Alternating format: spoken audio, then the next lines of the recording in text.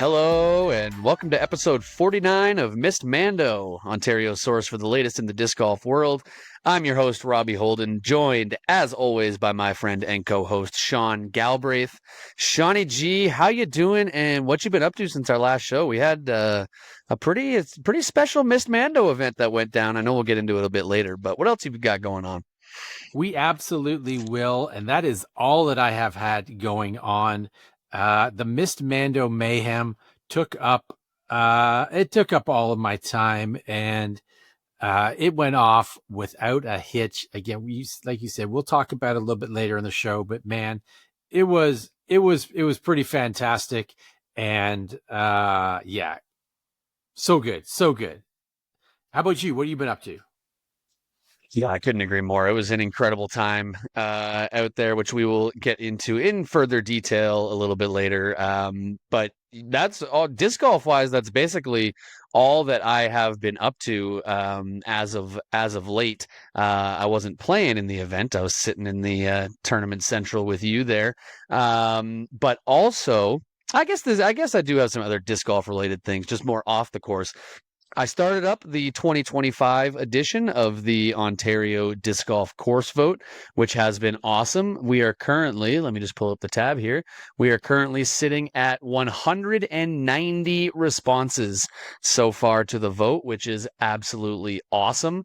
Love to see that. So as you're listening to this, as the episode comes out on Thursday, there will still be time to go and vote. So if you haven't yet, go on to either my personal Facebook page if you have me as a friend, or go to the new Disc Golf Ontario page on Facebook, and you will see it posted there. I've posted it a couple times at this point, so should be pretty easy to find. Also got announced this past week, actually, I don't think it's been 2 weeks yet, this past week, that I will once again be representing Cardinal Disc Golf for the 2026 season. Super excited for that. Everybody's seen me in this jersey at some point during the year. I will add more to my collection for 2026, hopefully.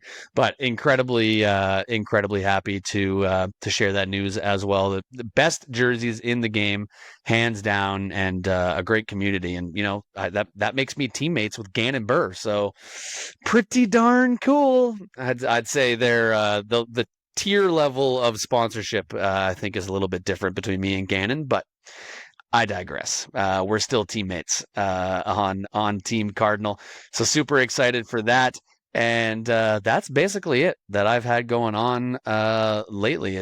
We are into the disc golf off season, which it's getting slow. We are here, at least where we are in Ontario, are expecting to get some snow tonight and over the next couple days, which will really keep me inside. We've had some decent weather of late. I didn't take advantage of it and go disc golfing. I could have, but once the snow's on the ground, I am inside all the time, unless I go down to Toronto, because Toronto does have some pretty decent seasonal courses that are starting to open up. Hamilton as well.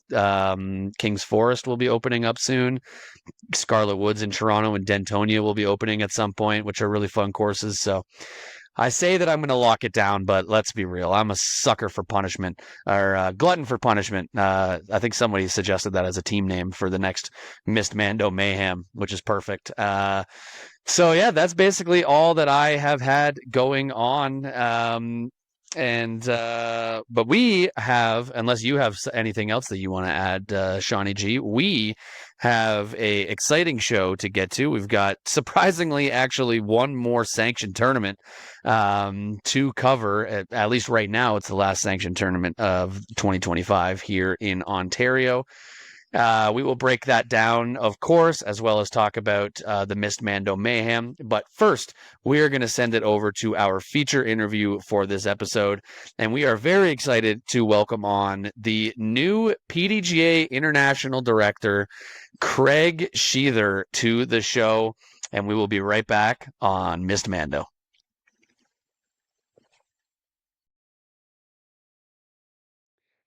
Our next guest has been a PDGA member for nearly 25 years, joining back in 2001, and currently serves as chair of the Canadian Disc Golf Association, chair of the Whiff Diff Disc Golf Committee, and is a member of the PDGA Seniors Committee.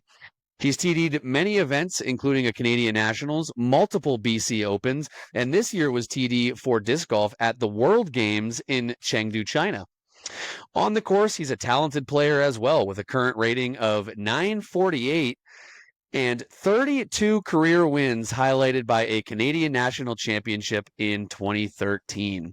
Last week, it was announced that he was appointed as the new PDGA International Director. It's a pleasure to welcome to the Missed Mando podcast from Coquitlam, BC, Craig Sheather. Craig, thanks so much for joining the podcast. You're welcome. Nice to be with you, Sean and Robbie. It is our pleasure, absolutely. And we're, of course, going to dive into everything that you've been up to, especially this most recent announcement with the PDGA International Director. But as we like to do with first-time guests on the pod, let's take things back to the start of your disc golf journey. I mentioned that you joined the PDGA back in 2001.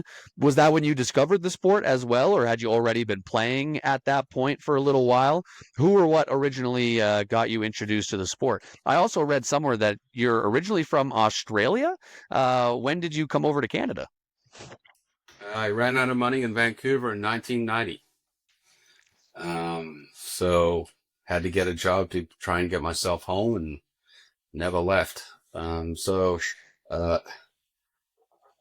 I started into disc golf was I was working with the YMCA. I went up to one of our sites, and a couple of gentlemen had been hired from Eastern Canada, and they brought some discs and set up a temporary disc golf course on the site. And the current camp director, some of you might know, is Duncan Dixon, who's now on the east coast of Canada. Him and I and a friend of ours, Andrew Sponival, sort of got a little hooked into it, and with some encouragement and from Duncan, we continued to play rounds often, and eventually joined the PDGA so that we could go down and play at the Bob West Memorial. And Duncan's idea was, well, we might as well just sign up as pro, because if you're going to get better, we might as well play with the best. So that was the beginning of my disc golf time and how I joined the PDGA. When you first got started, what was the local scene like in BC at that time? Were there many other people playing? I assume it was probably mostly like tonal courses. No, there were basket courses here. Queen Elizabeth, Money Park, Tsawwassen, T-Town or Tsawwassen. It was the first basket course in Canada. So there were 3 or 4. There was some, the Pendragon Classic was already like in its maybe 15th year. So there was a fairly loosely organized disc golf world here. There were a lot of people traveling down into Washington to play already. And the PDGA wasn't here. The PDGA, most of the PDGA members in BC at the time were only PDGA members so they could go and play in Washington. There was a pretty sophisticated, BC provincial organization that was doing its own rating system, and they're running events and that kind of stuff here. That was sort of like unsanctioned PDGA tours and that kind of stuff. In fact, PDGA, probably didn't really get going in BC until about 2004 to 2005. And, at that time it was it was his own community that wasn't as organized as you would think it is today. Our other regular co-host Galen, who couldn't be here tonight, he played his first ever rounds out at Cooper's Hawk in Campbell's River, and he raves about disc golf in BC. And I imagine that the province has a pretty special place in your heart for disc golf. what do you love about disc golf in British Columbia? I don't play in the snow. That is pretty nice. It's starting to get closer to us here in Ontario. I know you guys are back east, so yeah, it's BC's variety of disc golf is pretty incredible. That you depending on what part of the region you travel to, you can go to big, wide open, high alpine courses down to heavily treed on the islands and that kind of stuff. I would say one of the things I enjoy about BC or in disc golf in BC is the variety. And sort of like, depending where you are, the community changes and the people change and the attitude doesn't change very much, but, you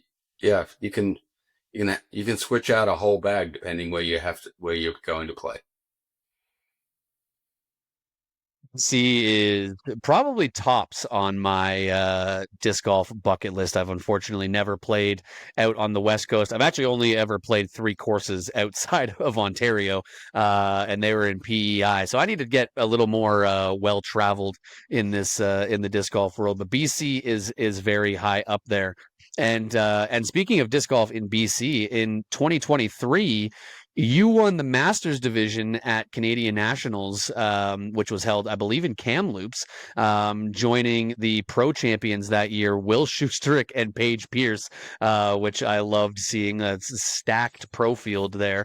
And it also featured Elaine King and Paige Shue in the field as well. What do you remember looking back on that tournament, and what was it like becoming a Canadian national champion? I believe it was, if I remember correctly, it was your second career win, I think. So you hadn't won that much at that point and took down a major Canadian tournament. Say 2023 or 2013? 13. If I said 2023, that is my bad.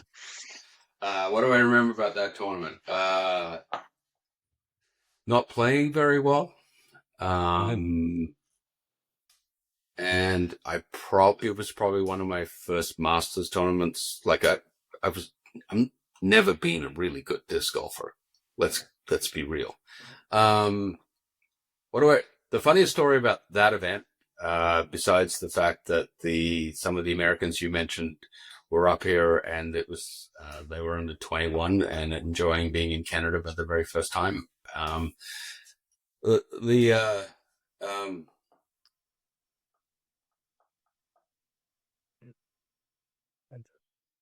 So I'd been in Canada since 1990, and I came first in Masters. They had a Canadian a trophy for the top Canadian. Because I wasn't a Canadian citizen, even though I was a resident, and had been here for 23 years, they didn't give me the trophy. They're like, no, you can't have it. And so they moved to the second person, and that was Dan Leitch.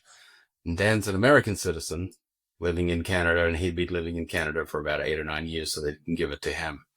So our friend who came third, JP, ended up getting a trophy for coming as top Canadian, coming third. And both Dan and I at the time were probably significant organizers and leaders for disc golf in British Columbia, and had been for quite a bit of time. And so that's my biggest memory of that, is like just being stuck at for not having our Canadian citizenship. Does he ever pull out the top Canadian finisher trophy just to like rub it in your face a little bit? Be like, look what I got and you didn't. I guess you could fire back with the actual tournament trophy though, so you probably got the leg up. I think the tournament trophy was just cash. His broke on the way home because of expiry. So the cash lasted a little longer. Maybe. It was probably $25. It was gone by the time we got to the bottom of the hill. You have what I imagine is a bit of a rare set of credentials among BC disc golfers, as someone who has both TD'd and won the BC Open, which you did in 2012 and 2015, and in the Masters division, and in 2019 in MP50. And I think you've only ever finished worse than fifth at the BC Open as a player, when you played MPO and came in a very solid eighth. I don't know what you were saying about this, not a good player with 32 wins, and you're almost 950 rated. But what about the BC Open do you think, I don't know, that maybe like brings out the best in your game? And what do you love about that tournament? You'd rather play it or TD it? There's nothing about the BC Open that brings out my game. So maybe what's missing in your research is that I actually ran the very first BC Open. On the PDGA website, when you go look at it, Clint Anderson is listed, and he was actually the PDGA coordinator at the time. Clint actually never came to the BC Open in 2005. So I actually ran the first BC Open in 2005, and I was the TD. And it was the largest disc golf event we had ever, like PDGA event we'd ever run in BC at the time. Then over the years after that, I was always assistant or whatever. I had a job, I had young family, that kind of stuff. So somebody else was always doing it. We eventually turned the event over to Eric Vachon and John Goldthorpe and that group, and they ran it for years and years and years. And then eventually John came to me and said, "Yeah, you're interested in taking the product back and looking after it again?" And I said, "Sure, I can do that," when my work and family life had changed. And so in 2023, we ran, coming out of COVID, I think we did like 470 players at it, kind of thing. And then so we've now split it into two A tiers to make it more manageable. So we run the AMs on one week and the pros on the other. So the BC Open, I like to run, not to play. If I'm playing in the BC Open, I'm probably doing logistics and organizing as well. And I've learned over time not to. That's not good for anybody. I don't do it anymore. Speaking of the BC Open, I don't know, because my camera is currently a little smaller on my screen. I don't know if you can see my shirt, but I am sponsored by Cardinal Disc Golf, and I had a question that was sent to me earlier by Kevin Fodry, the owner of Cardinal Disc Golf, and he just wanted me to ask you how much of a hit the Cardinal jerseys were at the BC Open last year. I personally am dreaming of a tournament where I can $3,212 cost us to get them across the border. Oh boy. So, yes, you can tell Kevin that I had to eat that. So if anyone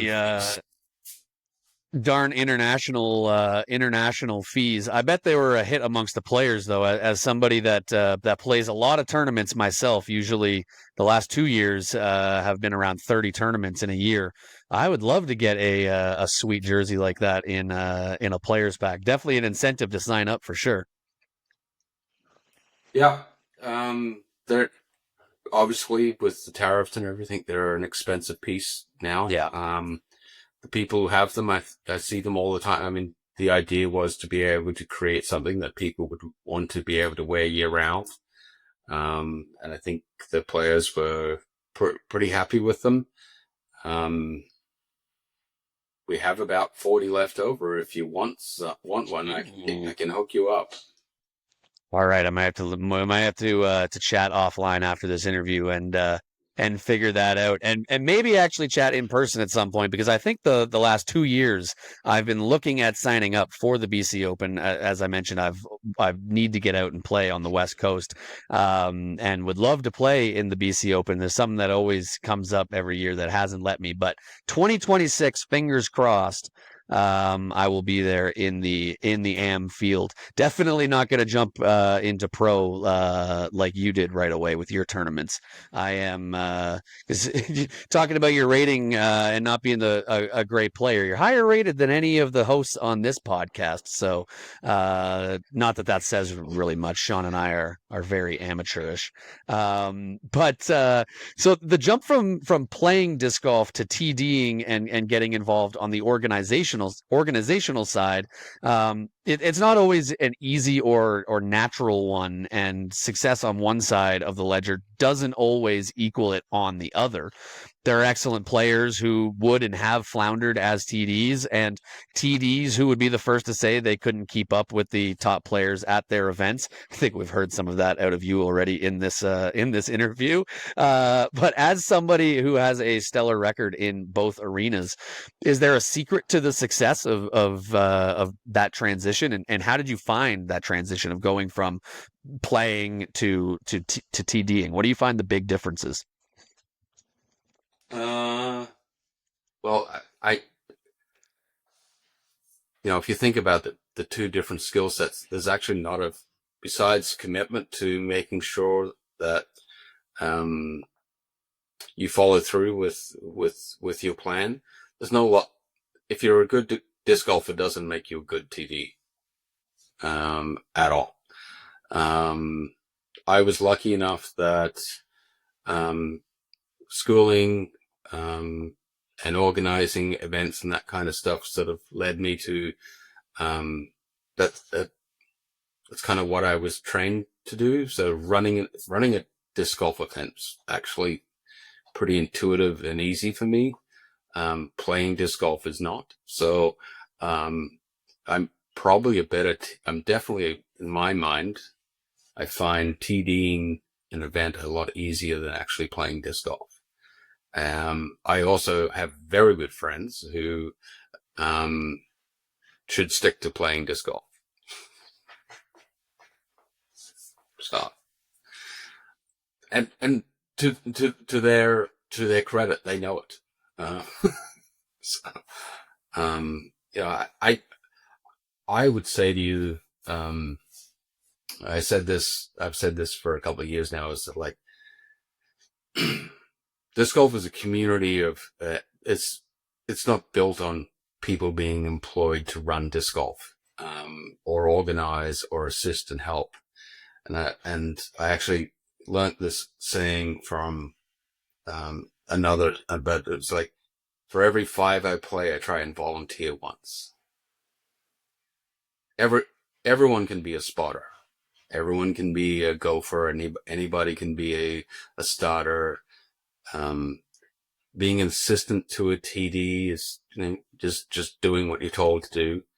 But on the path to being a TD, I mean, going and learning from somebody else and watching them, it's how I did it. I also made a lot of mistakes on the way. But I would say to you,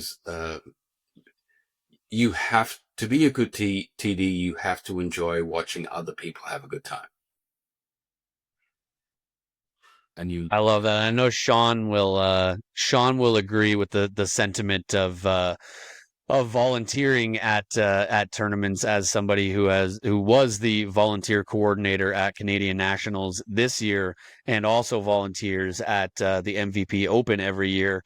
I hear about it all the time from Sean, and it is something that I am certainly looking to improve on in myself, is being more involved, off the course, and not just, like I said, I compete a lot. I play a lot of tournaments, but I would like to do more on that volunteering side. So one volunteer tournament for every 5 that I play.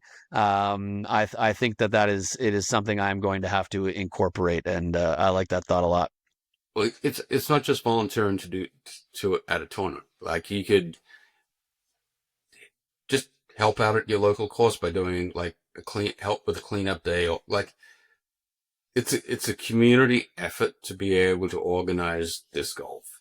And you point to somebody who's getting rich playing disc golf, and I'll point to someone who's lying to you. What I would suggest to you is sort of like, let's just get back to the sport. It doesn't just not just tournaments, right? So, being helpful in a build, all kinds of things, right? Putting leagues, women's clinics. I think one of the things that I respect the most here in BC is there's a group of people who really got behind junior development here, and now to the point now that they run a BC junior event, a provincial event, right, which is juniors only. Doesn't look like any tournament you've ever seen before, but it's a tournament built for juniors, and I give those people lots of credit for taking that niche and building that piece of the sport. We have a women's series out here that's women's only. Deanna, and I just think the people who take those bits and sort of make it their own and make a contribution to Gopai, it's awesome. And that's just them deciding to make it, volunteering to build the sport. I heard, I don't know, I think Carrie Neal was interviewed on Chain Out at the beginning of the year, and she mentioned your 5-to-1 play to volunteer ratio, and that really resonated with me. And so I've been trying to do that this year, and we've been hosting low cost, ridiculous tournaments for charity, and we've been volunteering at events. And I don't know if I hit the 5-to-1 ratio. I gotta tally it up at the end of the year. I want to see if I did, but that was definitely inspiration for me this year, and I'm definitely going to try and keep it going in the future. I completely agree about building the community that way. Sure, I probably don't do 5-to-1, but it's just an easy way to say it, right? It's good to have a target, have a goal. Yeah, maybe you make it, maybe you don't, but if you don't have a way to track it, it's easy to let it go. Well, if you're going to do 20-to-1, make sure that one's a big one. I mean, national volunteering at nationals this year was pretty big, and being on staff at the MVP Open. I mean, that's just playtime for me, though. So, different topic. So a few friends and repeat guests of ours, Colleen McInnes, Thomas Gilbert, Sophia Dunica, they have spoken glowingly about representing Canada at the WIFDIF Team Disc Golf Championships in a sport that sometimes can get bogged down in the familiar. Like, this is a truly unique event. I absolutely love it. How did you come to be involved in WIFDIF and joining the disc golf committee there? And tell us about the work that goes into making the Team Disc Golf Championship a success. We just came off, so hopefully I don't go down a rabbit hole here on you. We're down with rabbit holes. 2015, we just came off running the Canadian Nationals in Vancouver, wrapped it up, and Dan Leitch, the guy who came second, remember him? In most stories, Dan comes back. Him and I were talking, and he was like, well, what are we going to do next? And I kind of laughed and said, who knows? Anyway, him and Leanne Fulton, who were part of the BCDS board at the time with me, not convinced, because it didn't take a lot. They're like, there's an RFP up for running a thing called from WIFDIF and PDGA to run the World Team Disc Golf Championships, the first one. And so we scurried around, put our bid in to run the very first event here in Vancouver. And we won the bid. I don't know if we're the only ones that bid, but anyway, we won it. So we ran Team Worlds here in Vancouver as a team, as an activity after running nationals in 15. We entered in 16. There was Japan, Brazil, Canada, USA, New Zealand, and Australia. 6 teams. We rented at Queenie Park. Had a lot of fun. And then 2017, they ran it in England. And so Brian Honegger from PDGA Canada reached out to me and said, can you organize the team? And put it together. And clearly nobody, like, to this point, you still reference it as a unique event, right? It just didn't hit any people's radar. So, we were scurrying around sort of like trying to convince people to travel to England to play in an event, spend all your own money, blah, blah, blah. So, anyway, we went to England. It's a long story what happened there, but anyway, we won a gold medal. We won the whole event. Since then, it's been a pretty loyal group that, like, we've had people come in over the years. And sorry, I just lost my earpiece. So it's been growing and growing and growing. And I mean, we were in Australia in 2024. And the 3 people you talked to were all there. And Canada won bronze medal that year. We lost to Australia in the in the semifinals, and then we beat Finland in the final.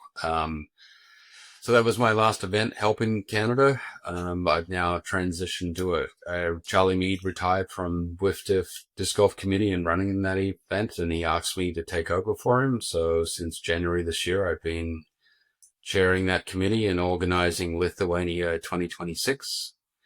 We just closed the bids. So remember I said there were 6 teams in Vancouver? We have 71 teams applied to come to Lithuania in 2026. So it'll be over 700 players coming to play in a little event called the Team Disc Golf Championships. Sorry, 700 players? Yep, 71 teams from 38 countries. That's incredible.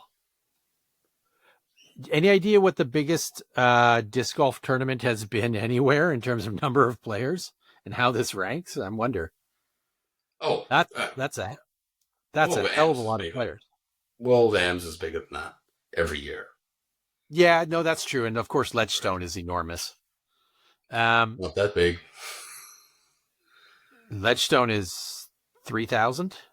Is that 3,000? Something like 2,500. Like, it's massive. All right. Yeah. Okay. Yeah. So this will be the most. So Finland last year at Pro Worlds, there were 44 countries represented. Mm-hmm.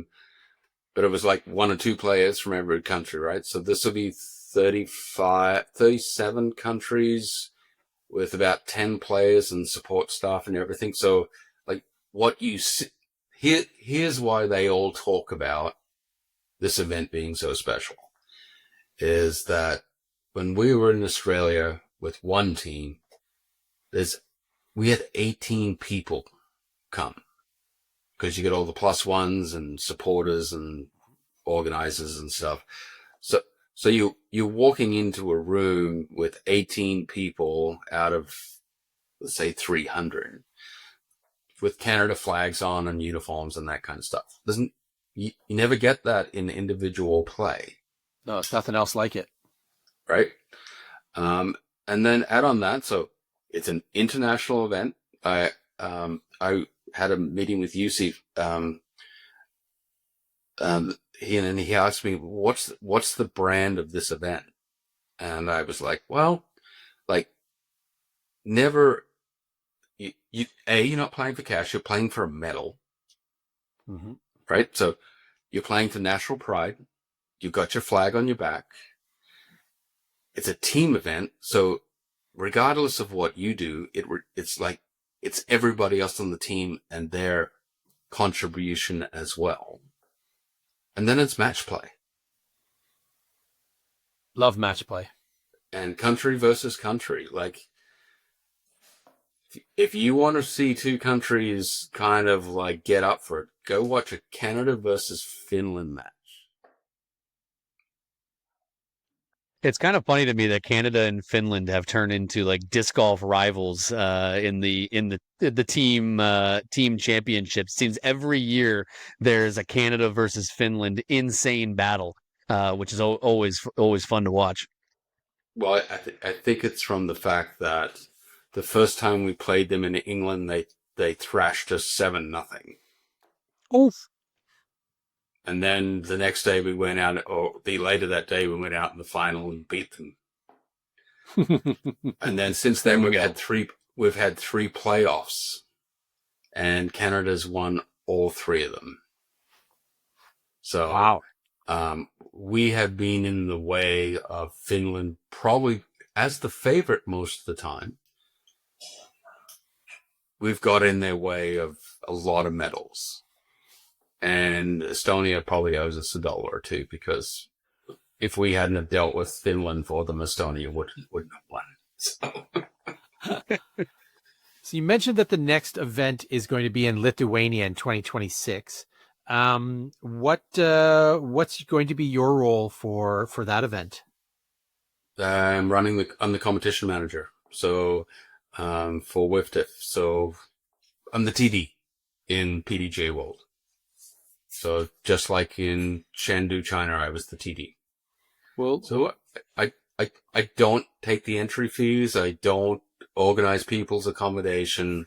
I'm responsible for the competition. It's probably the better of those options. Yeah, I agree. So, I don't cut the grass. I show up. Someone else it's called a local organizing committee, is doing that. And then on the WIFTIF side, they have staff and everything to be the event managers organize all the registration and stuff. So it's kind of like half of a TD's real role of running an event. But if I get it wrong, I tell you what, I'm going to hear about it, because people aren't playing for themselves. Nope. Right? And there are national organizations who are bringing leadership to run and supervise their players. And for a lot of them, it's worth a lot of money, because as much as PDGA, we talk about who's the best player.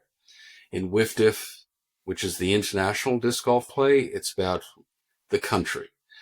And countries get funded from the national governments based on the world ranking of their country. And their participation in this event goes about 50% of where they're ranked in the world. Oh. And and typically, if they are part of the IOC funding program for their country, depending on their world ranking, is how much money they get next year. It's a big deal. It is a very big deal. And I didn't realize that. Yes. And so there are countries like Canada is not part of the Sport Canada funding program. So whether we come last or first doesn't matter. We get nothing. Mm-hmm. But for many of these countries, it's worth significant dollars. I believe we've been, the Colombian national team gets $50,000 a year to go and compete at this event. Wow. Right? The Finland players don't pay anything. Estonia, they don't. Austria, they don't. Germany, they don't.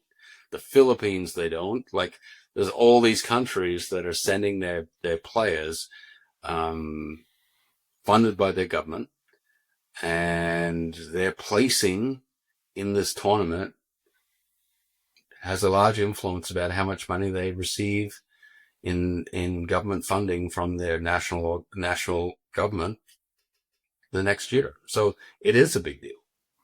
What do you think? What do you think we need to do to get Canadian the federal sports to treat our team similar? How do we get money from the feds to help our players get to this event? Well, while I'm on this call to you, there is an AGM happening at Can Disc Golf, and that group is working towards national sport organization status and funding from Sport Canada. I was part of that and chair of that up until right now. Someone else is being voted in. This is my last day in that role. And that effort has been all about trying to create disc golf, a disc golf organization that was receive Canadian national funding for the purposes of being able to fund the development of disc golf in Canada, as well as send the Canadian national team around the world to represent Canada. And that's why, you would volunteer at nationals. Can Disc Golf is responsible for selecting that and overseeing that event on an annual basis. And all those are activities that contribute to a national movement, or a national disc golf organization. And eventually we hope to receive some funding from the federal government. I have always... Speaking of... Go ahead. Play 5 times, volunteer 1, supporting Can Disc Golf could be one of the biggest things anyone could do, because there's no love for that.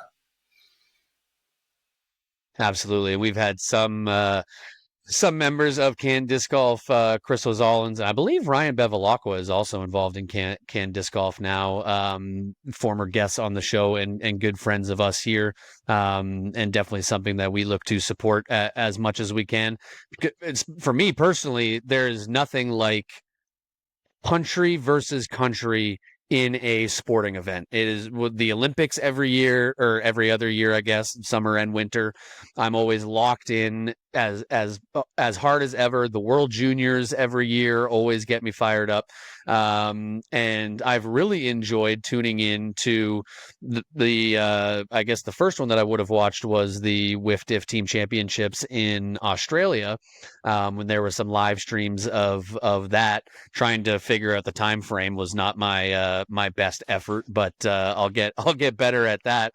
And it was also really fun following along with the World Games down in Chengdu, China, which of course you were the tournament director of this year, making its comeback to the World Games after 21-year absence for disc golf. So I'm curious, how much were you involved in the discussions to get disc golf back at the World Games, and how did you come to be the tournament director for the event? Well, all the recognition for getting it back into the games should go to Volker at WIFDIF, who was the Secretary General, who recently passed away, unfortunately, and Charlie Mead, who at the time was the chair of the WIFDIF Disc Golf Committee. They're the ones that did all the legwork as far as getting us into the event. I was sitting on Charlie's... I was a committee member for Charlie. And I remember all the effort, but they were the leads, and they were the ones that did all of the work and sort of all the... I remember talking about all the strategy about how we were going to make it possible to get us in and that kind of stuff. So, how did I become the TD? Charlie resigned, and I took over. and I asked Charlie to continue to help me. So Shendu didn't have a disc golf course, so we had to design a disc golf course in Shendu, and then we had to build it 3 days before the event, in a park in the middle of the city. And so, Charlie stayed on to help him with, and I gave him the lead role for the course design. But we did it all remote with drones and photos. So we arrive in Chandu, 4 days before. So we had 3 days to build it. On the first day, we made 14 changes to 14 holes of the 18. We had a very large group of people to help us build the course. So it wasn't, we didn't lack manpower, put it that way. But we had to rebuild the baskets 3 times because they kept putting them in incorrectly, and yeah, it was fun. We had to build temporary tee pads. This was a environmentally sensitive park in the mid and the crown jewel of Shendu, and we couldn't break a blade of grass. I can't remember whether this is correct, but I think there was 6 or 7 kilometers of security fencing around the park, around the course, with 24 security guards patrolling the fence 24 hours a day. To get on the course, it was like going through an airport security with, all of our bags had to go through x-ray machines and all that kind of stuff. Yeah. It was pretty over the top. I can't remember if it was from Sophia or Thomas when we've had them on most recently, or if it was from another interview. But I do remember hearing the players talking about how it felt like you were truly at the Olympic Games. The infrastructure and everything that went into it was just over the top and blew their minds. But something that you said there, so you got to Chengdu 4 days beforehand. You hadn't been there at all before that leading up. It was all drone footage and just trying to do your best to formulate what the course was going to look like. I can't imagine designing a course through that method. Was it stressful for you doing it that way? Well, Charlie had gone and visited Chengdu a year before, and he was there for 24 hours. I think it was 24 hours. So Charlie had actually seen the property. And so that's why he was the lead for the design. But in all things, right, it's sort of like until you actually put a tee pad in a spot and a basket somewhere. And it was just simple things like we came out the next day, and they'd moved the security fence like 40 feet because and it was like right down the smack of a fairway. And it's not that you can't say move it back. If you think this was it was their Olympics. Like we had 50-foot by 25 LED live screens filming players. I don't know when you saw it, we had 8 cameras on the ground following 4 teams at one time, 2 tower cams and 2 drones. Like the production was great. It was. I dare anybody to be able to spend that much money on a disc golf tournament for 32 players ever again. Welcome to China. Like we had Charlie and I trained 240 volunteers for crowd control and spotting, like 48 hours before the event started, while installing a disc golf course. So how how was that course area selected, and whose idea was it for the donut hole Mando?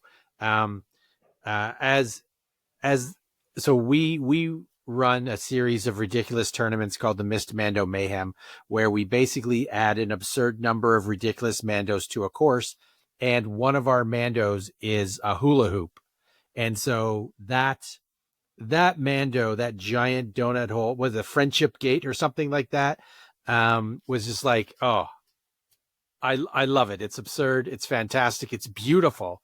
Was there any pushback from the locals when you're like, we want to throw through the sculpture?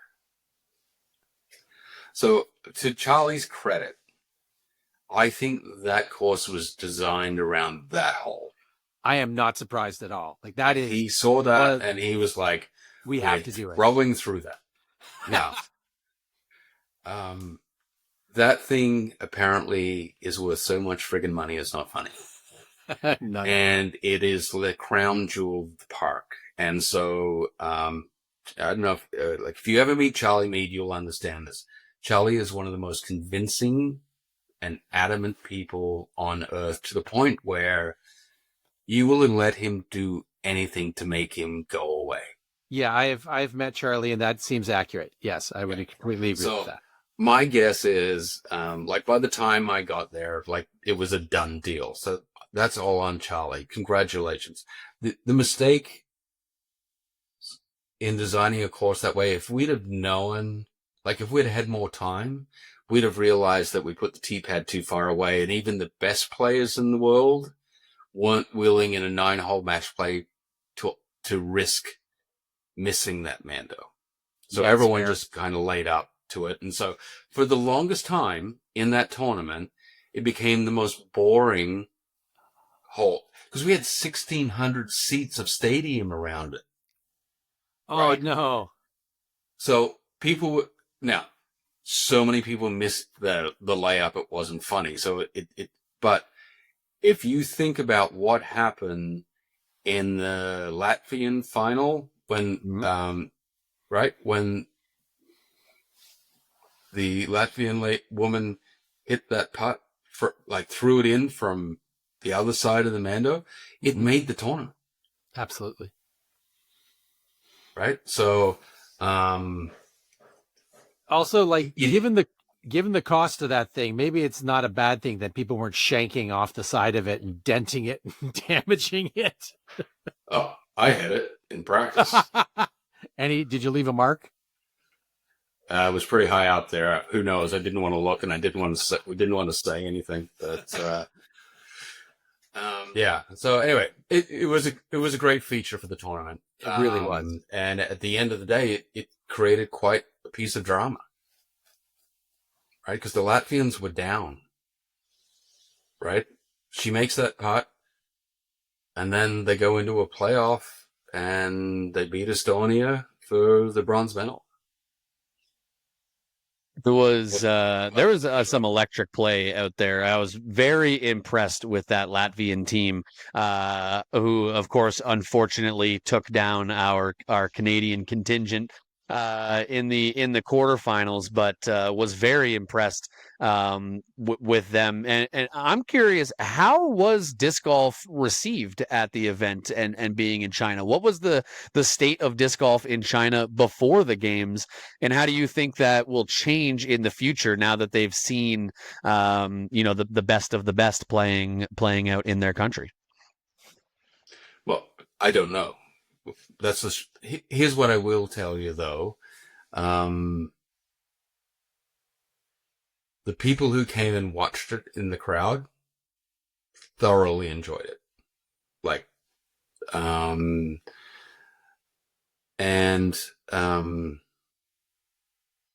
On the last day, I don't know if you guys all became aware of this, but there were huge lightning storms and rain over the last day.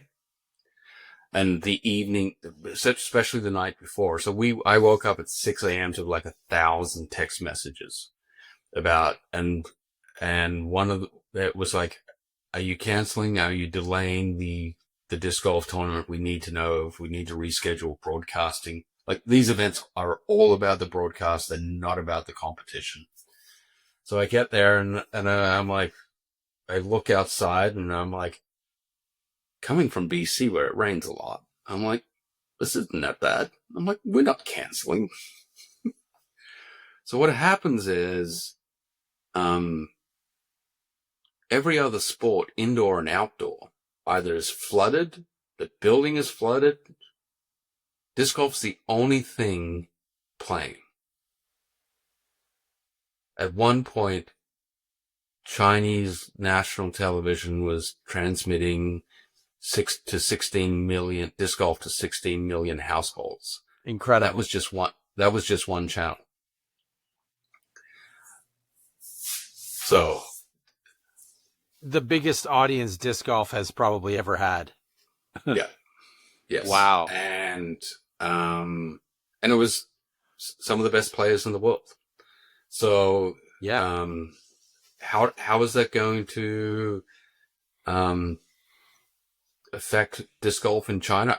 I know it's affecting disc golf in Asia, because it's starting to explode. I mean, with they're just having their first PDGA tour coming up this spring. I heard about that.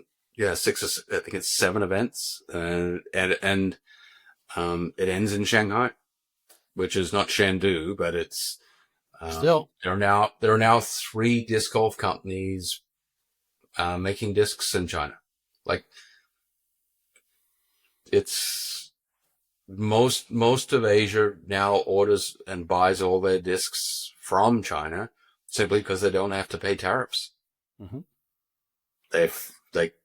So if you think about, if you currently order a disc from Innova out of the United States and you bring it in country, this doesn't matter whether it's Africa, Latin America, or China, or Asia, at the border, it almost doubles in cost.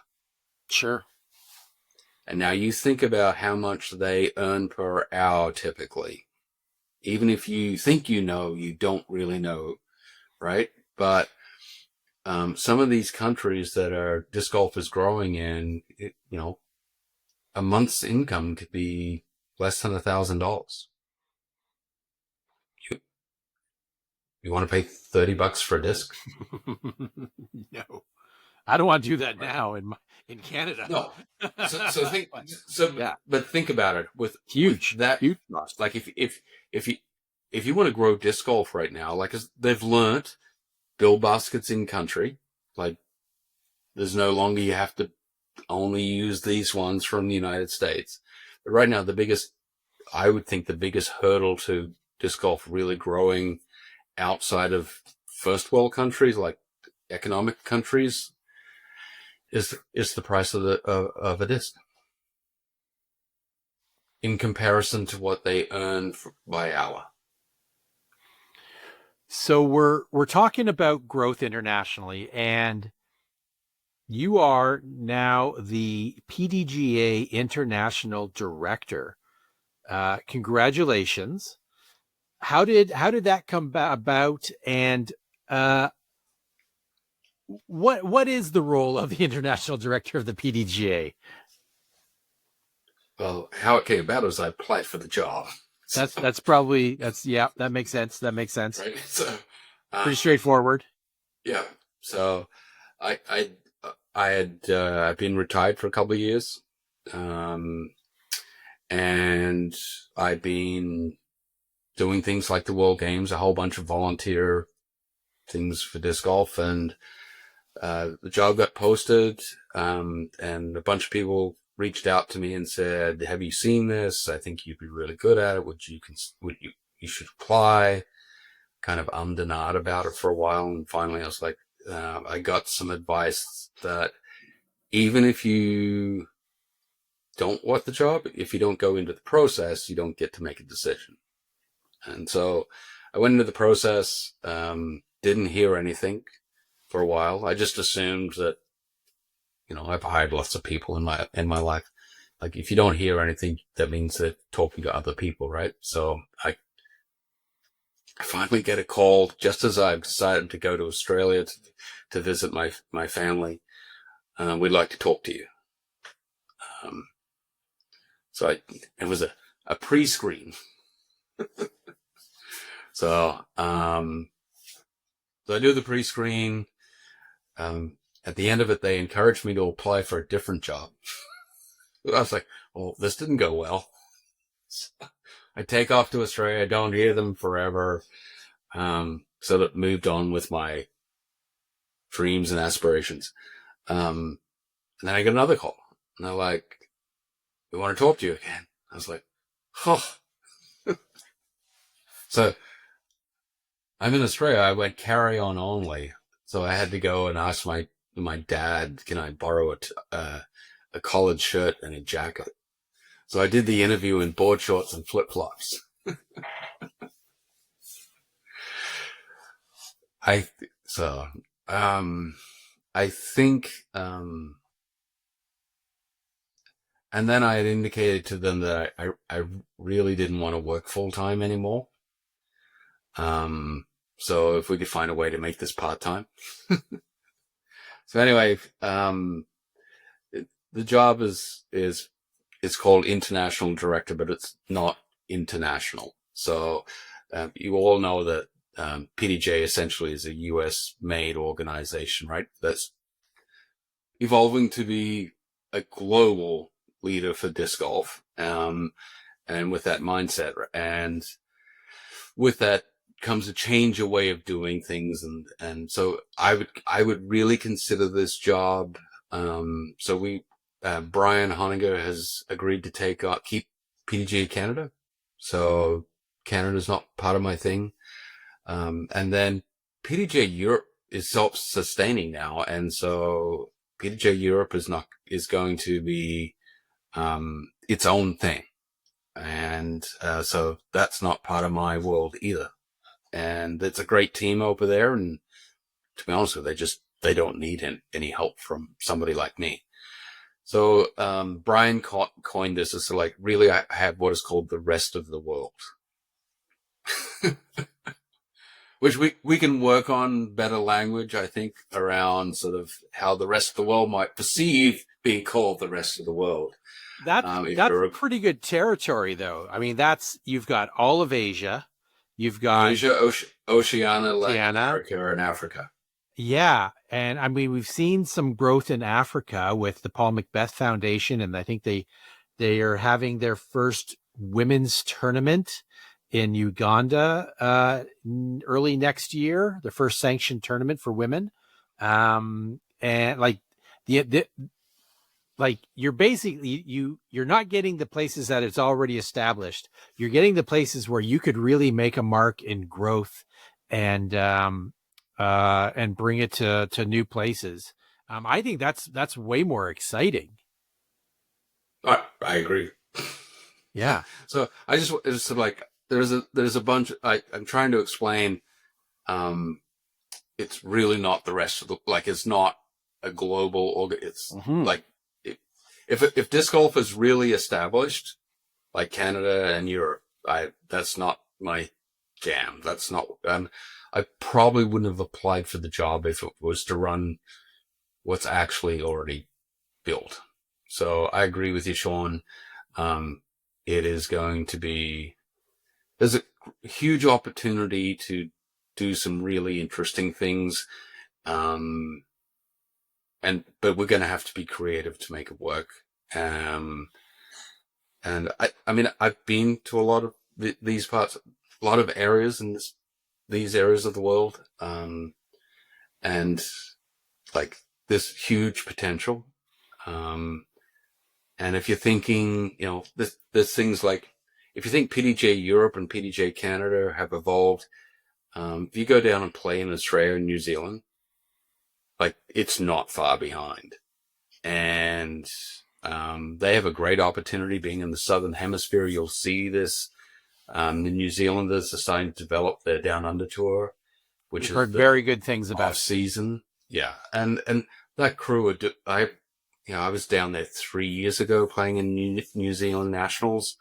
It was legit courses and legit team, organizing a great event. I've had people say that, there are places, outside of North America and Europe, there's no courses or whatever that are legit. And I'm like, are you kidding me? You go and look, probably one of the best courses I've ever played on and a legit A-tier quality tournament is in Mount Gambier, Australia, in South Australia. Like, it's more a case of you just haven't traveled, Robbie. Yes. That's accurate. Robbie has not traveled. Right, yeah. It's like that there is great disc golf being organized, run, and played all over the world. But also, there's places in the world that they're playing disc golf for the first time. So, yeah, should be fun. So, getting back, bring a lot of friends along. So, hi, I'm a friend. I can be brought along. Yeah, there you go. So going back, like, what is the role of the international director? Is it like, hey, I'm going on, visit this country, tell them about disc golf and help them build a course? Is it like telling them about the PDGA? Like what do you do? So this is where community development theory comes in.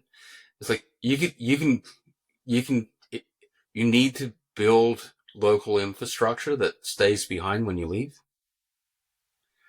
And you need to encourage local community capacity so that, back in the day, you'd like go in and drop. I'll put it in disc golf worlds. You'd fly to a country, you'd bring a bunch of discs and some disc golf baskets, you would install them in, you'd do an activity, and then you'd leave. And then you'd come back 5 years later, and the baskets have rusted or been stolen for scrap metal, and the discs are lying under a bush somewhere, right? That's not the way we do it. So it's more of a community development, capacity building. I have 25 countries that are currently got organizational disc golf in the area, but we don't have 25 countries with what I would call national leadership, national coordination, a plan to that kind of thing. So there's supporting and bumping that along. That's a major aspect to it. Just getting resources into the countries, right? So I actually I heard this term today and Robbie, I hope you are okay, but one of your first big disc golf adventures is I'm going to ask you to be a disc mule. All right.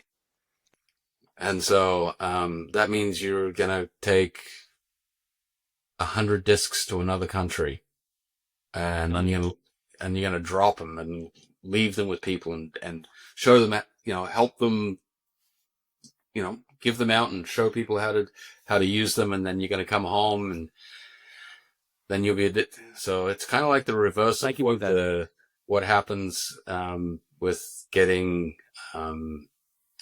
substances into North America from places. Disc golf is my drug, so yeah. So there's all kinds of activities, right? I think Avery and Paul and Beth Foundation were all just doing a summit in Africa. We helped them get I think it was 12 or 13 countries. 7 of them we actually used my WIFTIF contacts because those countries had ultimate organizations in them. Oh, nice. And we got them there because part of WIFTIF, as a WIFTIF member, they're responsible for both all the flying disciplines, but they just didn't have, they had been introduced to flying disc through Ultimate and didn't have the assets and skill sets to be able to develop disc golf. So we got them into the summit, and we'll see how that helps to grow disc golf in in Africa. So it's just trailblazing activities like that, and then organizations coming together to all make a contribution. That's going to be the fun bit of the job, right? Is sort of like asking, not being afraid to ask for help, and then finding people who are willing to give back all at the same time, right? But instead of at your local course, it's like, no, I need you to get on a plane. Oh, by the way, I can't pay you.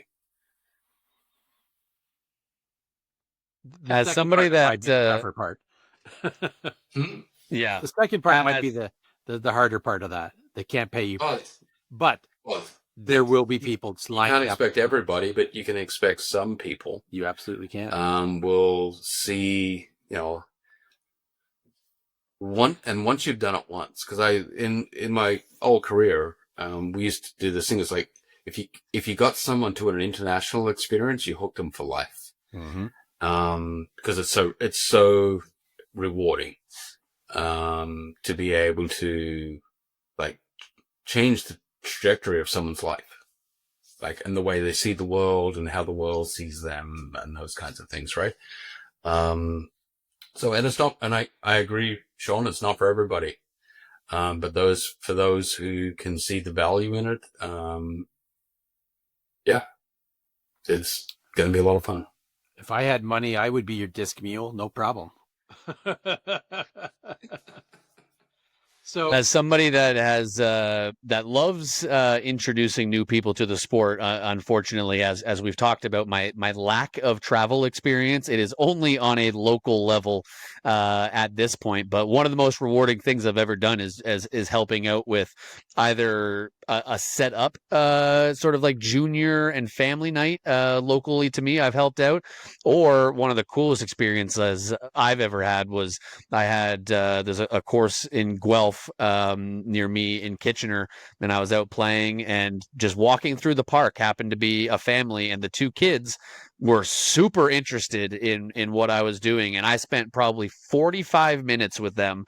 Just, they were taking every disc out of my bag and throwing. They seemed so hooked on it right away, and that was one of the most rewarding things for me, seeing their passion and excitement for it right away, and just their want to figure it out and keep trying this.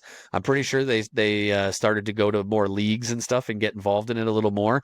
Was one of the most rewarding things for me. So to be able to do that on an international level, I can't imagine the feeling of internal gratitude and just I mean I couldn't imagine that. So we might have to talk offline, Craig, and figure something out. I'll be a mule. This is exactly how it's going to happen. Is I'm going to call you up and say, I found somebody who has some money who would love us to go to Nicaragua and install a course and teach a community, but they can't go. But they're willing to pay for something, and what they want to do is they want a story. And so I'm going to say, Sean and Robbie, I want you to come along, and I want you to take your assets and skills that you have developed, and I want you to share with the world your experience as we take bunch baskets and discs to Nicaragua. Done. There you go. Like, you can count me in. But my job is to connect people like you with people like the people who have the money, and put all of our assets together and go down and tell a story and make a contribution to growing the sport in another country. Love it. So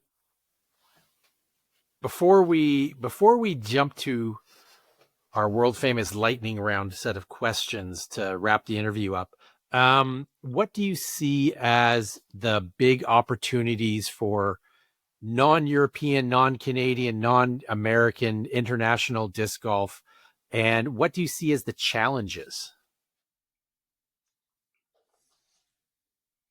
Well, the challenges is access, right? So, what has been proven is, just like you, everyone around the world is, gets pretty infected by the flight of a disc. And the fact that, right, it goes further than you can throw a ball.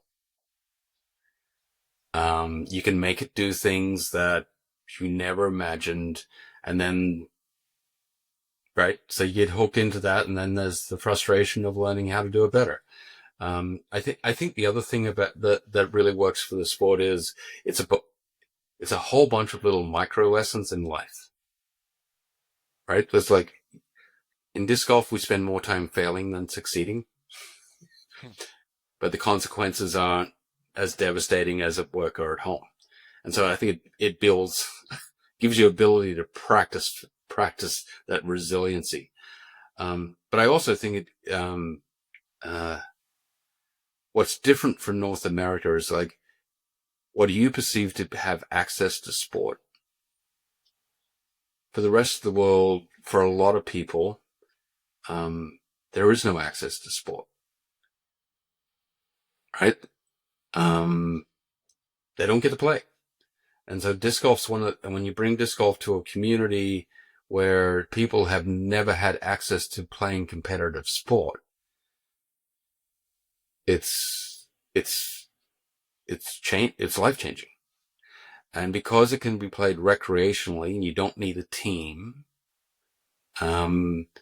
its ability for people to use it as a tool for enjoyment as well as life skills, is fundamentally completely different to many other sports that we think of.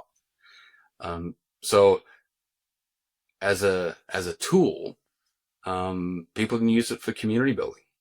They can use it for life skills. They can use it for enjoyment. They can use it for, just pure physical activity and recreation. Disc golf, basically, you hear this all the time, disc golf changed my life. And it's all for different reasons, right? Sometimes it's because I ended up having positive social relationships with other people, right? I mean, as simple as that can change somebody's life if they're feeling isolated and alone at home. And disc golf naturally brings that because you play in a group of 3, 4, 5 people, and you're not playing against each other, you're playing against the course. And so there's a social engagement and some rituals about disc golf that are very different to other sports.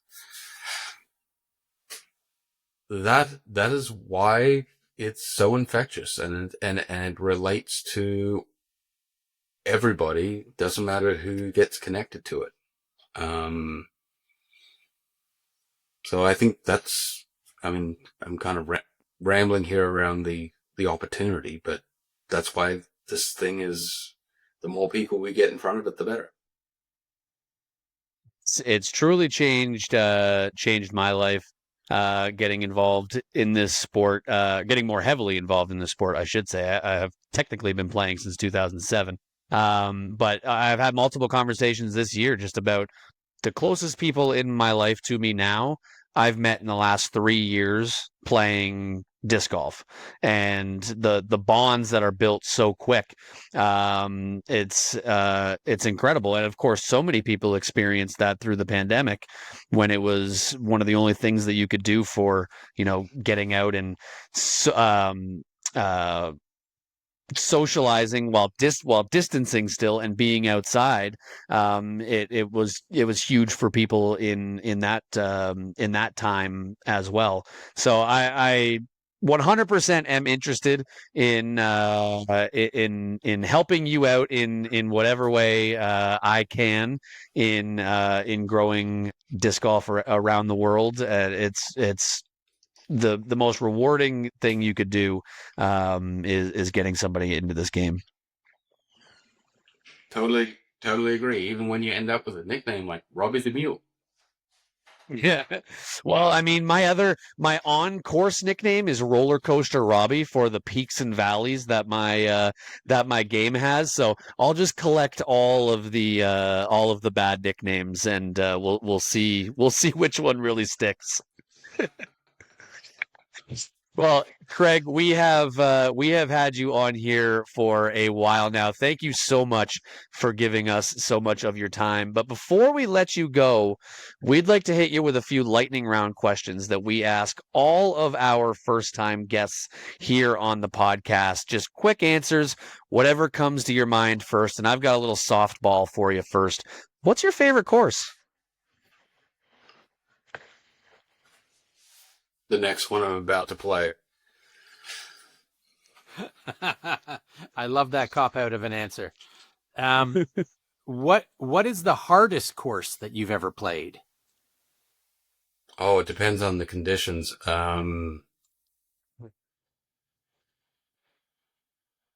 course we played at the world's course at Mundaring was pretty lethal in Perth. An answer I can't say I've played it as we've talked about a lot in this interview. One sport to play or watch other than disc golf, Craig. What are you choosing? Tennis. Nice. Yep. What song makes you instantly turn up the volume to max and sing your heart out?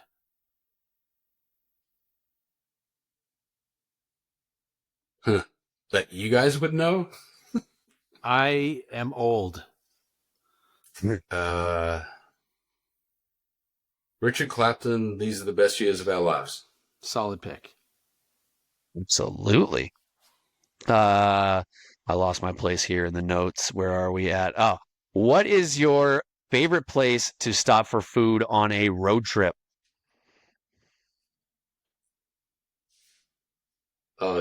Anything that's got a taco. And preferably a trailer. What movie never gets old no matter how many times you watch it? The Princess Bride. Ooh, yep. Classic. Absolute classic. And last one I got here for you, Craig. The most important one. If you could have any superpower, what would it be?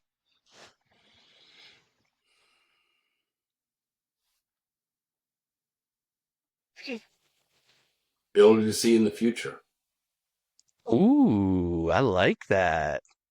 I like that. Would be the first time we've had that as an answer to that question in all the times that we've done it. So I like getting a new one in there. Everyone's default is always flight, which would be pretty cool. But I like where your brain is there.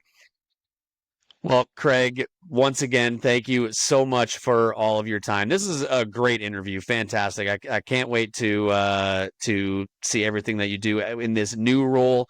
Thank you for everything you have done in all of your roles. You wear a lot of hats. You're a very busy man, and an inspiration, of course. So thank you for all that you do, and we will definitely be in touch, so that you can get Mule Robbie going somewhere at some point.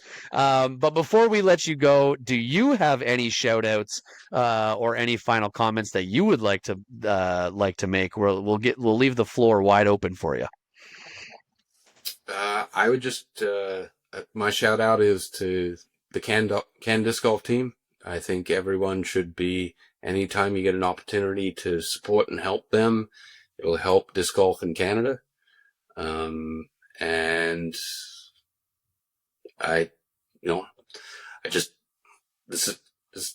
we're talking to Canadians, and so this would be the thing I would say is, like, get behind your national organization as much as you possibly can. If you can find a way to spend some time to help them out, that would be great. And, let's grow disc golf in Canada. And lastly, I just like Robbie and Sean. Thanks very much. Thanks for the conversation. It was a lot of fun, and all the best to you guys. And I hope you're really successful with your podcast. Thank you very much, Craig. It was a blast to have you on. I'm sure we will have you back on at some point. This was a great conversation to have.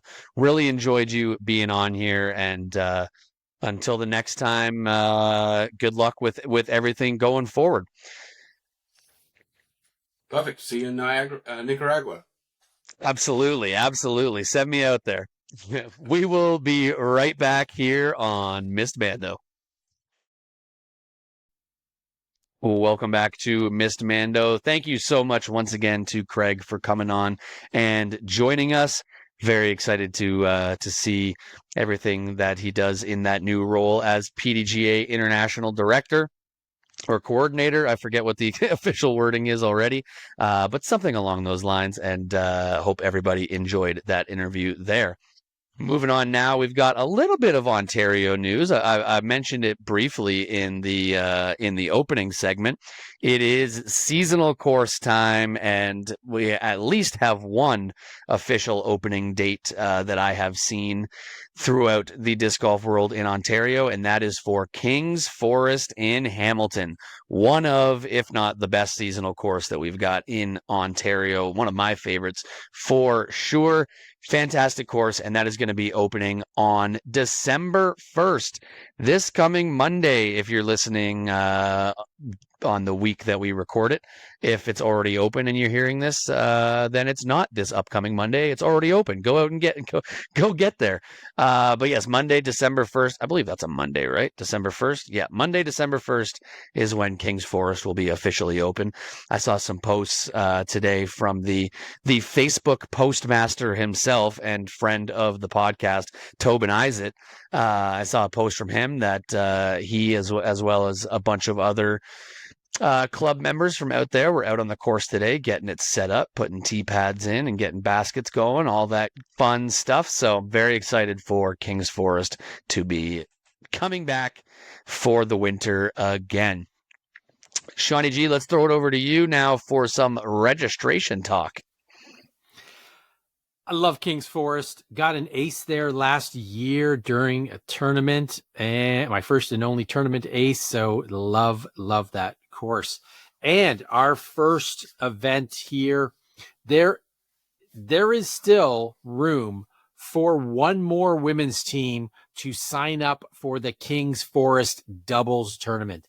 This is going down December 6th and 7th, depending on which division you're in. It depends which day you're playing, but there's room for one more team in the women's division, and then it is sold out. Do not sleep on this. Get in on this fantastic event. Also, same weekend is the 7th annual Frosties Discmas doubles out at White Spruce. This is a blast. There are still lots of spaces available for that event. It is raising money and food for the Knights Table Food Bank. It's a modified course layout. They add 2 or 3 new holes to the event. It's fantastic. We used a version of it for the Mayhem out there, but they also add a 7B between holes 7 and 8. It's a great time for a great cause. Be sure to come out and sign up for that and play that. It's going to be a blast. If you're looking for something to do in January, the 14th Sudbury Ice Bowl is going down on January 10th at the Lions Club course. Registration for this is opening on December 1st. I'm sure that being in Sudbury, it'll be a nice, warm, snow-free event. You could probably play in your shorts. I don't know. I haven't been to Sudbury in January, so I'm only assuming that this is probably the case. Let's do the tournament name a little bit more justice there, Shawnee G. It is the Sudbury Ice Bowl. There's a lot of R's in there. A lot of R's. A lot of R's. And what? So that's it for registrations. But while there aren't many events left to close out this year, I am starting to see events for spring of 2026 start to lay claim to weekends on the calendar, including the White Spruce Open and Foxwood. It's sad that we have so few registrations left. We have so few weekends left in this year, but it warms the heart on a cold day to see events starting to show up for next year. And these are going to be two amazing events. The White Spruce Open in Foxwood. I mean, absolutely legend events. Definitely jump on over to Disc Golf Scene and hit the follow button on these events so you don't miss any updates, including maybe the next Missed Mando Mayhem. Maybe in February, to be determined. Stay tuned on that one. Little tease. Of course, because we're seeing a White Spruce event on Disc Golf Scene for next season, we're also seeing Mike Pelly in the comments section with an all caps White Spruce, which is no shocker there. I will also, I'm going to leave this as vague as possible because I know this is a little insider information for me, but my buddy Dale Semple up in Barrie, him and some other folks up there are working on a new disc golf course, which is going to be opening up next year. I'm sure some people have heard about it yet. I won't say anything about what it's going to be, where, all that stuff. But I did get a little message from Dale this evening that says May 23rd, 24th, keep it available. Just throwing that out there. May 23rd, 24th, keep it available. Maybe a new course and a tournament in Barrie. We will see. A little tease for the people out there. But super excited for that. I love the guys out in Barrie. And as much as I love Sandy Hollow, it would be nice to see some other stuff out in that direction as well. But I'll always go to Sandy Hollow as much as I can. It's a fun course that holds a special place in my heart. Unfortunately, is maybe the course that has robbed me of the most aces in my life. But that just sends me back wanting more and more revenge. But that is going to do it for our Ontario news and registration. Moving on to our tournament recaps, we actually do have a sanctioned tournament to talk about, and that was out in beautiful Sudbury, Ontario, with the first ever Nickel City Open debuting as a B-tier tournament and seeing 66 players across 10 divisions making the trip to Sudbury's newest course, Twin Stacks, which was designed and installed by the Hums earlier this year. Starting off in FPO, Colleen McInnes fired a 948 rated +4 in round one to take a 2-stroke lead over Kat Johnson and Alicia Hums into the second round. And despite the course playing much tougher in round two, Colleen was able to shoot the hot round again, a 937 rated +7 to take her 8th win of the season by 5 strokes over Alicia, with Kat finishing in third. In MPO, it was a jam-packed leaderboard after round one, as Thomas Gilbert and Calvin Rorda found themselves tied for first after matching 1029 rated -3 rounds, with Connell McLeod and Luke Levesque only 1 stroke back after 1022 rated -2s. The course really toughened up in round two, and the leaderboard showed it, as the second best round in the division was a +6 shot by 3 different players, but one player was able to rise above the challenge, and that was Luke Levesque, who shot a 1044 rated -1 to end up cruising to a 6-stroke win, his 3rd win of the season, with Calvin finishing in second and Thomas and Connell in a tie for third. Over in FP40, Jane Logan took a 6-stroke lead over Lisa Eshley after the first round, but round two saw Lisa storm back to end up taking a 5-stroke win. Meanwhile, in MP40, Craig Matheson held a 4-stroke lead over Daryl Nantis and Dale Semple after the first round. But in round two, it was Nathan Kay who started the round 5 strokes back of the lead, shooting the only bogey-free round of the entire tournament in any division, a 1014 rated -4, to storm back and take the win by 5 strokes, his 4th win of the season. In the top amateur divisions, there was no FA1 at this event, but in MA1, it was Noah Rudy and Michael Walters tied for first after round one, following 9:55 rated plus threes, with JF Minar 2 strokes back in third. But in round two, it was Noah who was able to put his foot on the gas, shooting a 986, rated even par to take down the win by 8 strokes for his second win of the season. Shawnee G, let's throw it over to you and hear some of your thoughts. I'd say ace shoutouts, but I pretty much guarantee there's going to be none of that coming out of this tournament. So let's throw it over to you for some thoughts. Yeah, there are definitely no aces going down at Twin Stacks. This is a tough course, and it showed up and down the leaderboards.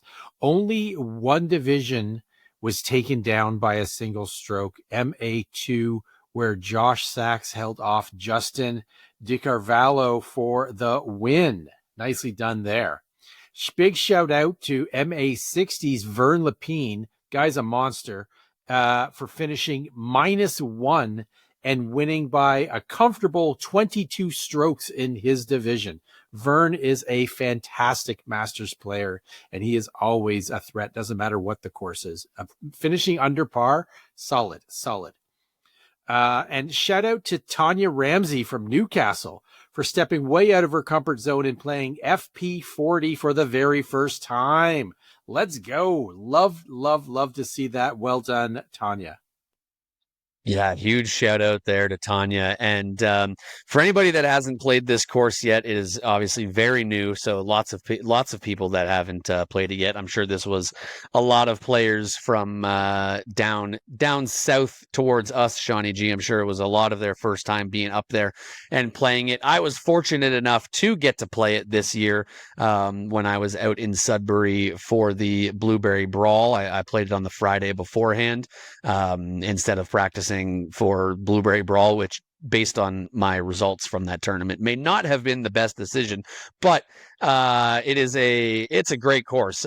Still very new, and like all courses, it's going to grow into its potential, but I could see the potential out there, and big shout out to Thomas and Alicia and everybody that's been involved in getting that course in the ground.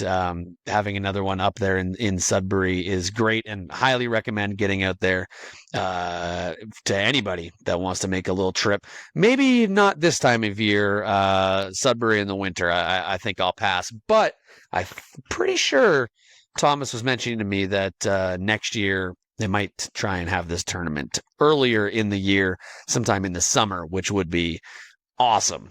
Sudbury in the summer is great. We're going to move on now to the most important tournament, of course. We might be a little bit biased here on Missed Mando, but it is the Missed Mando Mayhem #4. And Shawnee G, let's throw it over to you. The fourth Missed Mando Mayhem rolled into the Fireman's Course in Niagara Falls last weekend, and it was an amazing event. The 18-hole course was decked out in dozens of Mandos. We had the Wheel of Mayhem, we had the Glory Hole Mando, and making its debut was the Archipelago. This was a series of landing zone islands in a sea of out of bounds that got smaller and smaller as you got nearer to the basket. Now, you could lay up in each one and just sort of leapfrog your way to the basket for perhaps an easy double bogey, or you could run it and try and make a farther island. It's doubles. So, one person go for it, one person plays safe. I think people thought it might be easier than it actually turned out to be. And there were a lot of double misses of islands, even when people were trying to lay up. And even if you made it on the island and you went for the next one, it was bunker rule. You don't advance until you land safe. There were a lot of mulligans burned on that hole. It averaged about 4.5 over par. It was amazing. It worked better than I hoped it, dreamed it would. and it will be a new staple on the 2026 Mayhem Tour, pretty much guaranteed. This event saw a record 47 teams. That is amazing. 94 players coming out in 3 divisions, including an awesome 7 teams in the debut of the women's division. So this overall beat the previous record at White Spruce for Mayhem 3, which saw 41 teams compete. And all divisions had close battles. Starting off in the women's division, it was team I Like Big Discs and I Cannot Lie, made up of White Spruce's Alyssa Saunders and Sarah Skates. They took it down by 3 strokes over team Blatant Disregard, which was made up of Boo Boo and Bon Bon, and team Tay and Ray, which was Taylor Quigley and Rachel Dubois, who tied for 2nd place. The biggest division that we had was over in the AMs, with 26 teams competing. When it all shook out, Tilly Laper Flixer for Kids, which was comprised of players Tom Raper and Billy Lang, they squeaked out the win by a single stroke over team Grip It and Sip It, which was James Walker and Joshua, no last name provided, over Team Grip It and Sip It ended on hole 5, which was a very difficult hole to birdie. Uphill shot with a Mando under a log. Meanwhile, Team Tilly Laper ended up their round on hole 2, coming in with a 2-stroke lead. They ended up carting a bogey on that hole, which I called the Carnival of Bullshit. It featured the Wheel of Mayhem and the Glory Hole Mando, and they took it down. They got the win by a single stroke. But the drama, the drama. The drama was all over the pro division. By truly sheer coincidence, the top 2 teams were playing on the same card, and their last hole was the Archipelago, hole 15. I didn't give any thought to this when I was assigning cards to teams, but I am so happy that it played out the way it did, that they had to finish their hole on this untested, completely ridiculous layout. Coming into the hole, Team Who's Next, made up of Mayhem powerhouse players Tobin Izat and Chris Azolins. They had a 2-stroke lead over Team Potsy and the Bonghead, which is Jeremy and I don't know his last name, and Nolan Fulton. Tobin and Oz came into that hole, again, 2-stroke lead, and I think they tried to play it safe, but there is no safety in the Archipelago. Are you kidding me? Their discs sadly would not land safe in the island. They hit it, they skipped out. Too bad. Got to land safe to progress. And when the hole is done, there was a 3-point swing and their reign of mayhem victory. They had won 2 of the previous 3. They won both that they attended. And that reign of terror had come to an end. Potsy and the Bonghead had dethroned the Kings. Fantastic result. I absolutely loved it. I was at their spotting, watching the insanity go down, watching the heartbreak and the pain in people's eyes. I absolutely loved it. Cannot wait for the next one. In the end, this event raised $2,000 after the payouts were taken out and after the 50-50, $2,000 raised, and we got a buttload of food for Project Share Food Bank in Niagara Falls. They were so appreciative when the food was dropped off, when the donation was made. Very important time for them to be raising money and food to help people who need it at this time of year, and the efforts of all of the players and the generosity was very much appreciated by them. We can't thank the players enough for their generosity and just their fun spirit at these events. They are absolutely absurd and ridiculous, and people treat them accordingly. You take it as seriously as you can take an unserious event, and that was absolutely the right spirit from everybody who was there. We had an amazing time running this ridiculous event. And for some reason, people keep showing up to these things. So I guess we're just going to have to plan another one. More and more people keep showing up to these things. Every time we do it, there's more people. It's crazy. Yeah.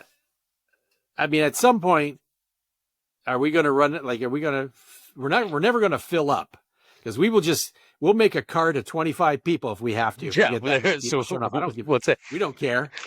Every player in Ontario could be there. We'll make it work. Yeah. The truly the madness mayhem, if that was the case. But Robbie, let me throw it over to you. Let me get your thoughts on this. No problem. I saw that there was a little note here. I didn't know if you wanted to read that off or have me read that off. But there's a little note here from our missing co-host, which I can't really say anything about because I was missing from the start of this tournament because I slept in. Whoopsie daisy. But a little note here from Galen that says, rude of Sean to move him and Mitch to pro. They would have tied for third on the AM side. Sean denies these. That's a word that I don't know. Scurrilous allegations. Scurrilous allegations, and denies any involvement of anything. He's lawyering up. He's pleading the fifth. But yeah, this was absolutely incredible. Like I said, I missed the opening, but did show up. I was actually walking right down, and I could see Sean as he yelled out, "Started up!" So I was there when it officially started, and it was great to see everybody out on the course. It was packed out there. Amazing to see so many people, and just blown away by the support that we get at these events. Doing a 50-50 draw, I believe, was this our first time doing a 50-50 at one of these? It's our first time doing a 50-50. It was also our first time having an ace pot, which was awesome. There's basically one hole on the course that you could potentially get an ace on, but some people bought into that. Of course, selling mulligans and raising food donations as well, and just blown away by the generosity of everybody in the disc golf community. And it's something that I always look forward to. I think I may have thrown my back out doing Disco Robbie during our course run through. I laying on logs and trying to hold myself up on things. I'm overestimating myself now that I'm an old 30-year-old man. But we will adjust for that. And I just can't wait for the next one. I know you've teased your thoughts, but I don't even know where you're thinking about taking it next. I just, for everybody wondering, I give all the reins to Sean on this. This is Sean's brainchild, an incredibly great idea. And Tobin Isaac has said multiple times that it's his favorite event of the year every single time. Now, we had two of them this year, so I might have to ask him which one was his favorite. We had three of them this calendar year. I thought the beaches was just really early. Yeah, it was in February. February. Okay, yeah. I thought it was December of last year. But anyways, three of them this calendar year. So just incredible. I can't wait for the next one. And I know that people will continue to show up and indulge in the madness. Hearing equal parts laughing and groaning all over the course is I know brings Sean great satisfaction as the evil scientist course designer for these events. So yeah, that's all I've really got. I don't know if there's anything else you wanted to add, Shawnee G, before we move on. I think my plan is to do maybe one a quarter, one a season. Oh. If the disc golf calendar allows for it, I might try every 3 months to do one. Like, I'm addicted to this nonsense. So like if you are a member at a local club and you think that your course would be a good one to bring the mayhem to. Reach out to me. You know where to find me everywhere. And let's talk. Maybe we'll bring the mayhem to your town. It could be fun. It is awesome. And I love the fact that we continue to support different causes at all of these and really and really, spread the wealth and support a lot of great causes. And yes, the food bank this time of year, definitely important to support that. So thank you to everybody that came out, and we will see you at the next one. I think one a season is a great plan, and I'll do my best. This is like a PSA to anybody that shows up to these. I continue to do my best to wrangle Sean in a little bit, just a smidge, on some of his hole designs, but there's only so much I can do. So we'll leave it at that. Moving on now to a little bit of disc golf news, more broad strokes disc golf news. The DGPT is set to debut. It was already announced the Preserve was going to be back on the calendar this year, but it was announced that it is going to debut as a Elite Series doubles competition for 2026. Absolutely amazing. It will have an FPO field. It will have an MPO field. Teams will earn Pro Tour points in the event.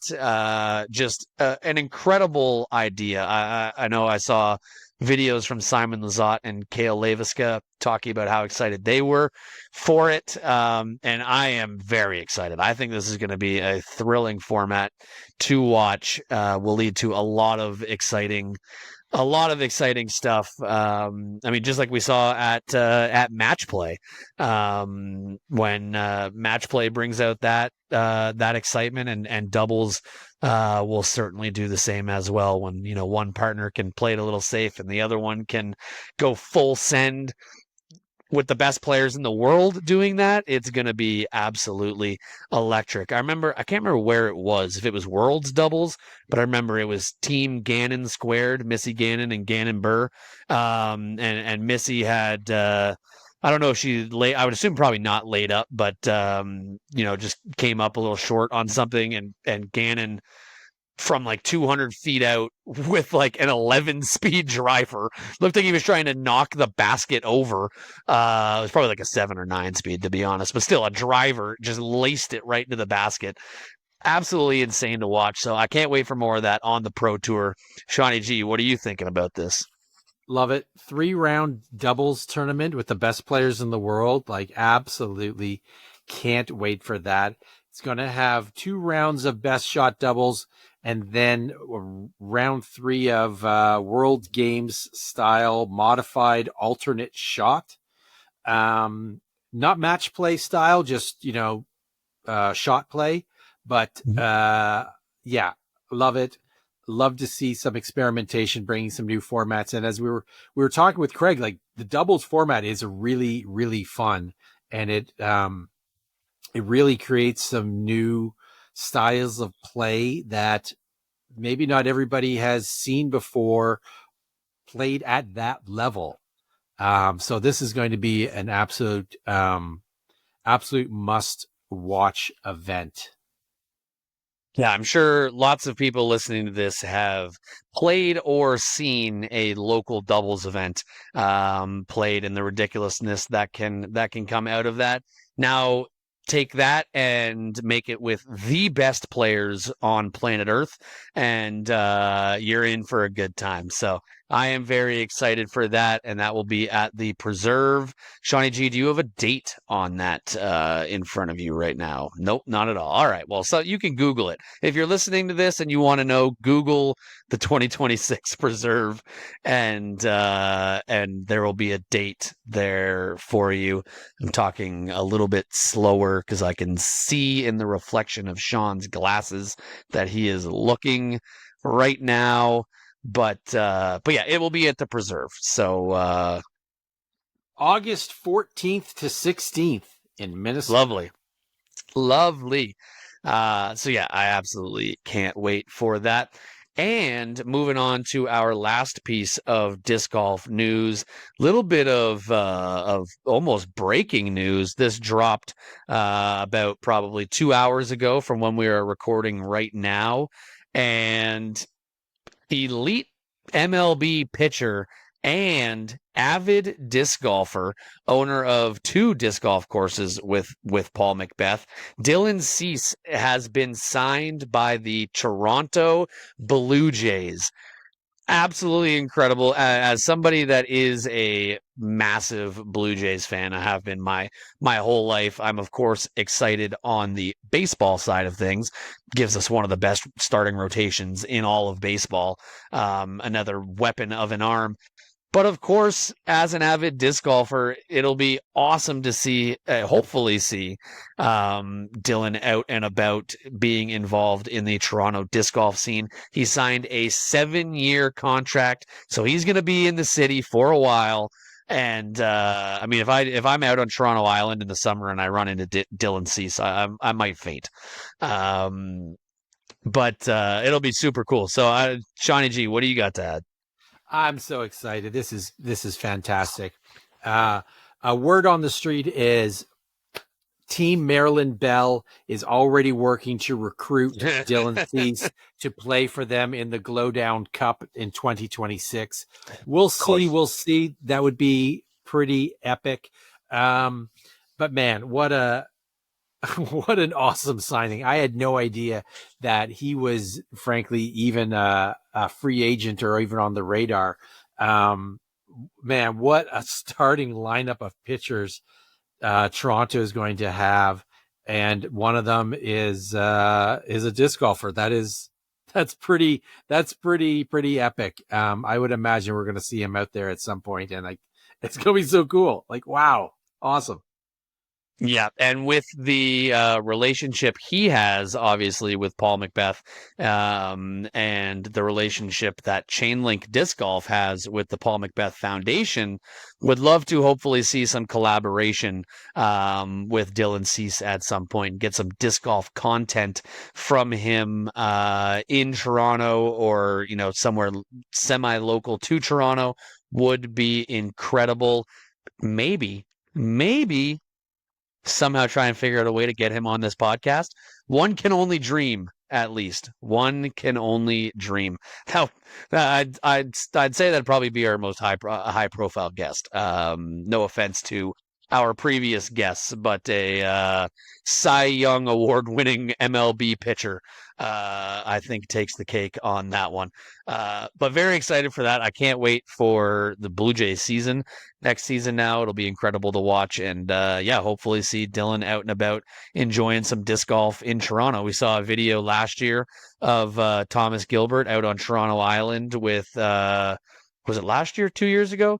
So in the last 2 years, I think Thomas was playing with Max Domi and Ryan Reeves of the Toronto Maple Leafs out on Toronto Island.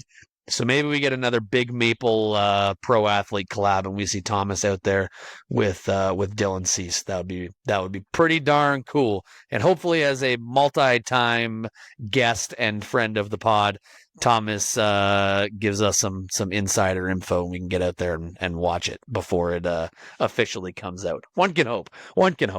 But that is going to do it for us here, unless you've got anything that you want to add, Shawnee G. Well, that is going to do it for us here. Long episode, a great interview with Craig Sheather. Thank you, Craig, once again so much. That was a great conversation. And Mule Robbie being added to my nickname list was not something I had on my bingo card today, but I will take it. And that's going to do it for us here on Missed Mando. I am running out of things to say, so for Sean Galbraith, I am Robbie Holden, and we will see ya on the course.